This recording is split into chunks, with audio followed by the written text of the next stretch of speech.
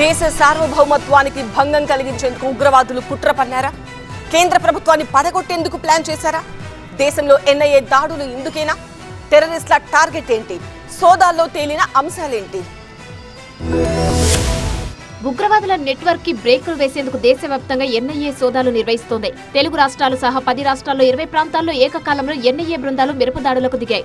Online ద్వారా ఉగ్రవాద భావజాలం వ్యాప్తి, రాడికలైజేషన్ పై యాక్షన్ కి దిగాయి. సోదాల్లో భారీగా మొబైల్స్, ల్యాప్టాప్లు, డిజిటల్ పరికరాలు స్వాధీనం చేసుకున్నారు. నెట్వర్క్ కి సంబంధించి కీలక ఆధారాల కోసం వాటిని ఫోరెన్సిక్ ల్యాబ్ కు తరలించారు.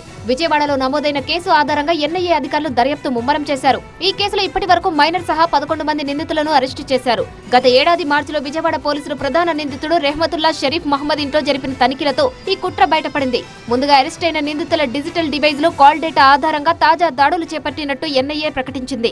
దేశవ్యాప్తంగా అమాయక యువతను ట్రాప్ చేసి జిహాదీ కంటెంట్ ను నూరిపోస్తున్నారు ఉగ్రవాదులు. దేశాన్ని అస్థిరపరిచేందుకు కాలిఫేట్ ఏర్పాటుకు కుట్ర పన్నిన విదేశీ హ్యాండ్లర్లతో నిందితులకు లింకులు ఉన్నట్టు గుర్తించారు. దేశ సార్వభౌమత్వానికి భంగం కలిగించే భారీ కుట్ర వెనుక ఉన్న మిగతా నిందితుల కోసం ఎన్ఐఏ వేట కొనసాగుతోంది.